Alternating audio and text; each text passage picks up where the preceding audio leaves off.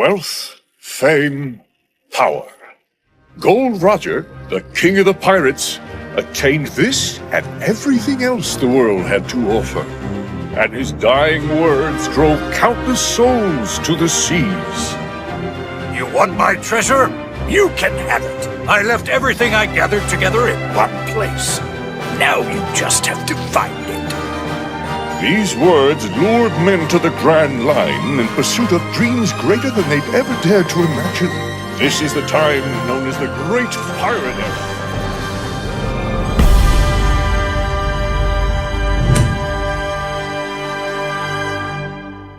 Yes! Fuck yes! We're finally starting this stupid-ass review series. One Piece has a very solid first impression. On the surface, you might feel like its first chapter is nothing special, but hopping in with the context of how legendary of a series One Piece is, you just feel like this is the start of a grand epic saga. It just embodies that feeling of adventure. And nothing is more evident of that than our main protagonist, Gorilla D. Poopy. This first arc gives us all we need to know about Luffy. He has a childlike sense of wonder, and he's not afraid of what's in front of him or what lies beyond. The perfect character for this story. I think now's about time to introduce Fumbus's One Piece arc ranking system.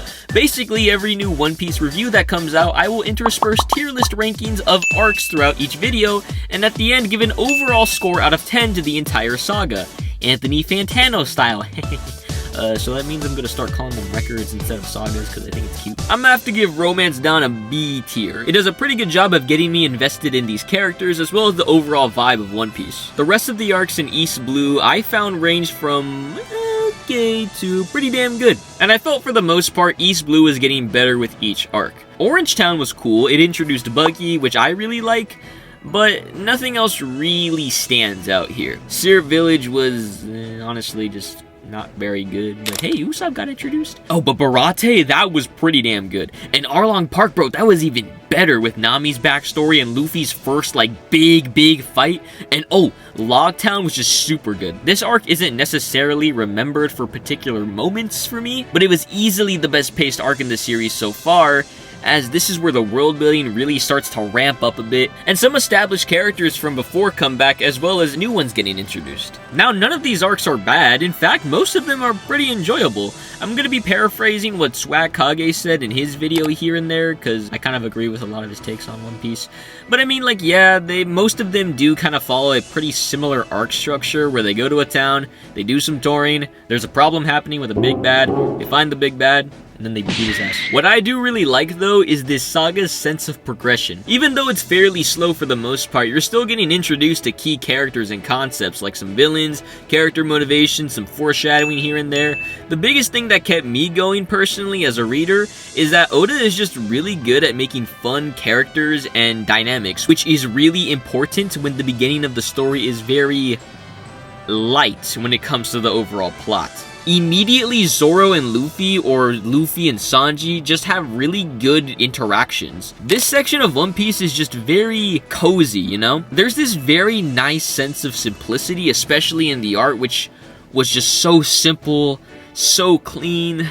And, you know, obviously now it's a bit different. When I saw this on Twitter, I legit thought it was a whole page. It's literally one fucking panel. Despite what I just said, a lot of people when they start One Piece feel like that these particular sections of the story are boring. I disagree, but I can kind of understand why people feel this way. So let me give you a bit of advice now. Alright, listen up, okay?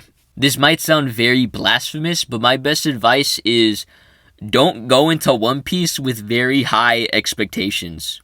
Please listen to me. I promise it'll make sense. You guys at the One Piece community already know my boy Moist Critical, but for those who don't know, he made some videos where he talked about why he didn't like most of One Piece, and only after Water 7 did he really start to like it. Now, I've heard some of his criticisms for the show, and honestly, a lot of them are pretty fair, except for the Luffy one, I guess.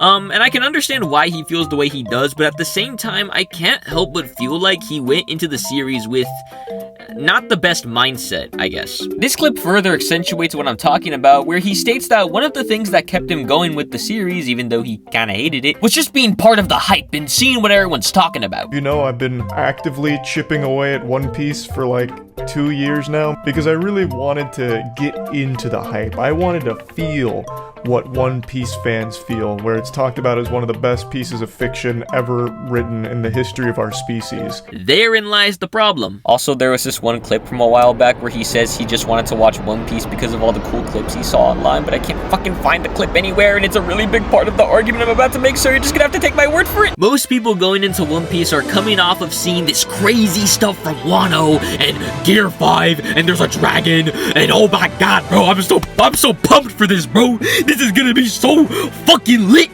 What the fuck is this pussy ass playtime patty cake bullshit I'm looking at? Bro, this dude look like my penis. This dude look like my penis. One Piece at this point in the story is thematically and structurally very simple, and while One Piece is by no means your run-of-the-mill pirate adventure, relative to how crazy the world building gets later on, the locations and set pieces we see in East Blue are weirdly normal. Probably the most crazy thing we see is the Fishman in Arlong Park or Buggy's power, but that's kind of it. The stakes in One Piece at this point are also generally pretty low, with not a lot of tension or a real feeling that the heroes will lose. I mean, if you're reading this 100% blind, you might be convinced that Luffy is pretty OP. And when you're riding off the back of these newer shonen with their fast pace, their subversion of tropes, their dark, gritty atmosphere, One Piece can come off as a little dated to some people at first. One Piece takes a while to really show what it's made of. So at this point of the story, the enjoyment just comes from the simple adventure, seeing Luffy build his crew,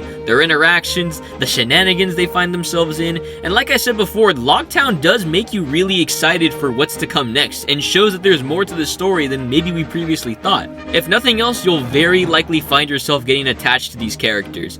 Zoro, Sanji, Usopp, Nami are not only really fun, but they all have defining character moments that at the very least make you stick around. That goes a long way for a story as build-up heavy as One Piece. Remember that all the cool shit you see on your TikTok feed or Twitter feed isn't until way later, so don't go into it expecting some crazy high, intense peak fiction moments right off the bat. Just sit tight, let it cook, and then when we do get to those moments of just masterful storytelling, you'll be that much more amazed with how far the story has evolved. But for now, you just have to let loose and have some good old fun, and I don't think there's anything wrong with that. East Blue wasn't amazing, but the characters and the overall vibes is what kept me going, even during its lesser arcs. I'm feeling a decent to strong 6 on this record. Don't give it up, Luffy. Don't give it up, Zoro. Don't give it up, Nami.